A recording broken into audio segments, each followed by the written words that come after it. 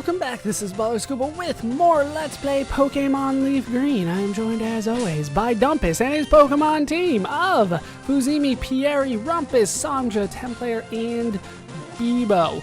When we last left off, I was in Vermilion City. We are now back on Route 12. Here you can see the giant sleeping Pokemon that I don't remember if we've officially learned the name of, so I'll leave it alone for now. We're on Route 12. There is a hidden item that I missed here, but only in the original versions of the game. In red, blue, and yellow, there are trees that kind of zigzag the path here. There'll be one up here, and one down here, and then one up there. What you need to do is look at this tree here, and that will earn you a Hyper Potion. Unfortunately, there is nothing. There's nothing. Alright, back on the bike. We need to head back to Vermilion City. There are pretty much two options for us to do right now. I'm going to do the one that you're kind of actually supposed to do right now. The first option, though, that I'm not going to do is to head through Diglett's Cave here. There is an actual throughway. There is an exit on the other side of Diglett's Cave. We are not going to go for that. Instead, we're going to go on board the SS Anne. We're going to get on ourselves onto a boat. Welcome to the SS Anne. Excuse me, do you have a ticket? And then we flash the SS ticket. We don't, give it to him to verify. We just wave it in front of his face and assume that he knows it's genuine. Great, welcome to the SS Anne. Because nobody would ever want to be on here accidentally. Once again, this is where you can go fishing. I believe there is a better chance of catching a higher level Magikarp here than there is inside the town itself, but that once again could just be superstition because I don't have hard numbers on that one for some reason. The passengers are restless from this long voyage. You might be challenged by the more bored ones. Yeah, might. This place is going to be a giant dungeon for us, more or less, and everybody and their mom is going to want to challenge us to a Pokemon battle because apparently they can't battle each other. So, we're going to start by heading into the far right door here, where there's an old guy. Can I avoid him? I can. He doesn't have anything down here, though. It's a cup with a Pokemon mark on it. I didn't know we could actually look at that. Can I look at the tree as well? Yeah, I could. Alright, let's step in front of him.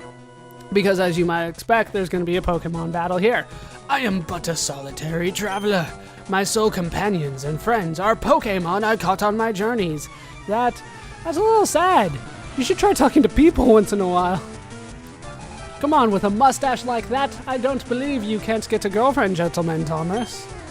He's going to send out a Growlithe. I believe we have seen Growlithe before. Fire type, so we got Fuzimi out front. The attack has been lowered, but that honestly should be fine because I have Magnitude. Magnitude 7. Probably still going to be good enough. Not necessarily the best, but, not as good as I thought. And he's going to use Bite. That is actually pretty powerful, but I'm going to answer with a Magnitude 4. The lowest level, are you kidding me? Super effective, come on. Oh, he's going to leer. That is good news for me. That is good news. Alright, another Magnitude should finish him off. Doesn't really matter what I get. Now I get the 7. Should be enough to finish off Growlithe. And down it goes. Kind of playing fast and loose with Fuzimi a bit here, but it should be fine. Another Growlithe is coming out. I should be fine. Hopefully. Unless my attack is lowered again. Go Magnitude! 7. Let's see how well this does. Because it's pretty much the same Pokemon. Super effective actually did a little bit more damage this time. Another Leer. And he's wasting his time. He's wasting his time. As long as I finish him off here, it doesn't matter what my defense is.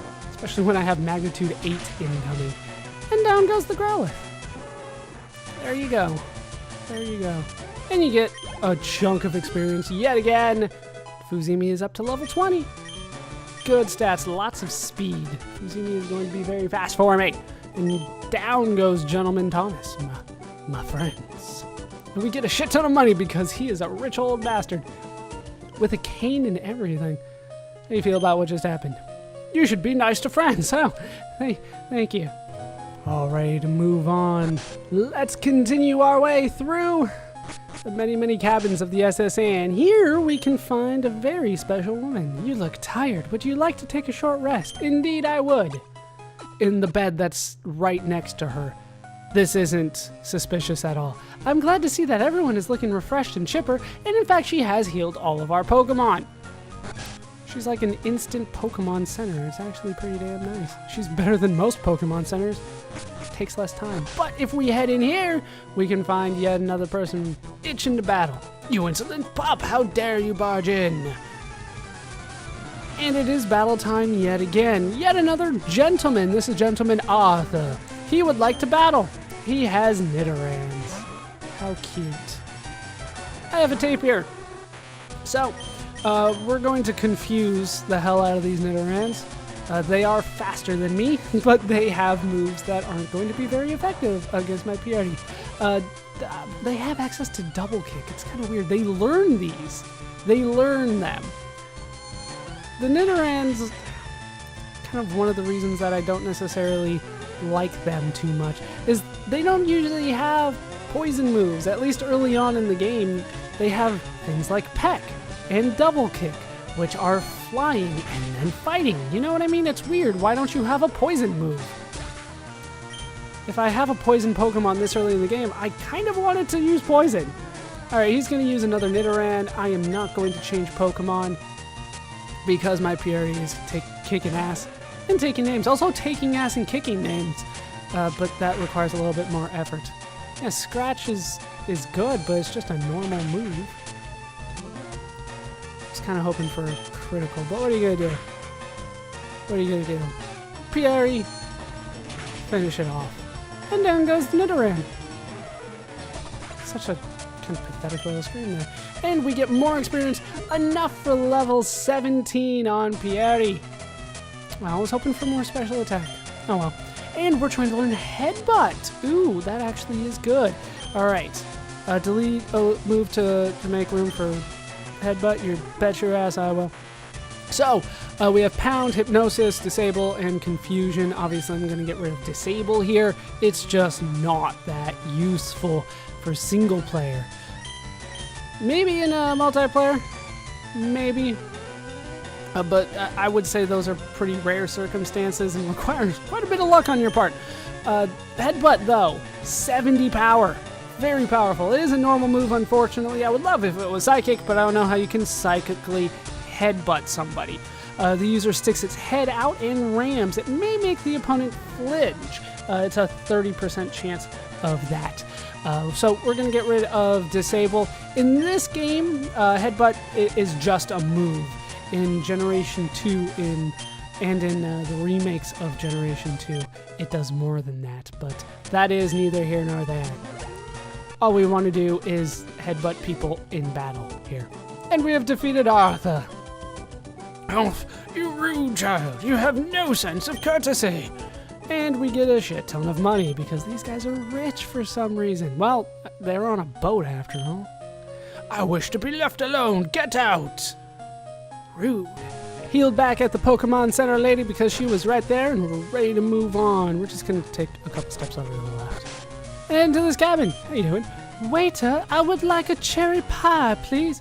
I'm not the waiter, freaking kid.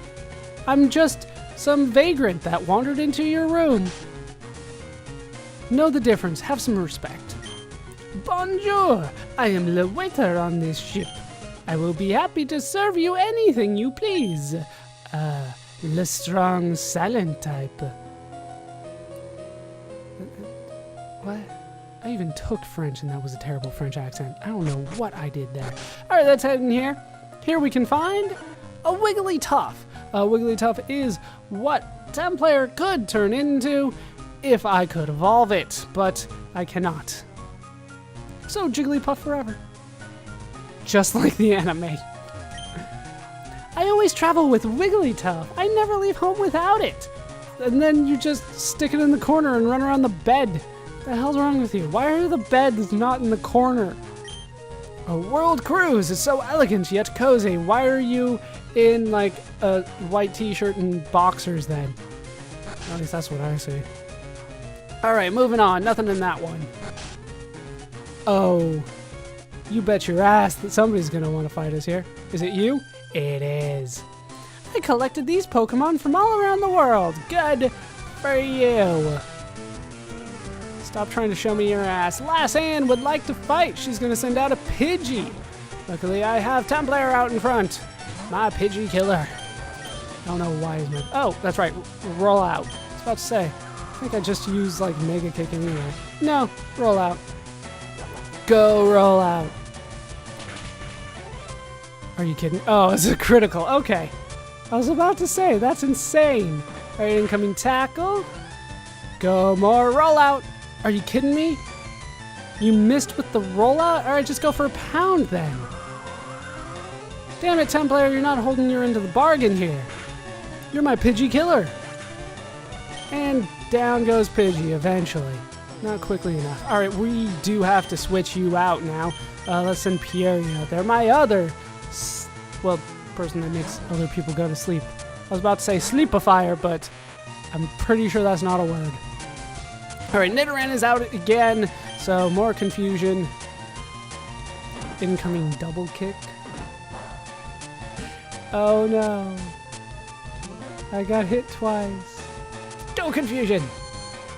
Let's see how much damage this does. A little bit better. A little bit. And I confused it. Very nice. Finally, the statuses are working for me. Like they have the rest of this run through. Whatever. Is that enough? Oh, I was hoping it'd be enough. And down goes Nidoran. It doesn't matter if I get a critical or not. It's super effective. Down goes Nidoran.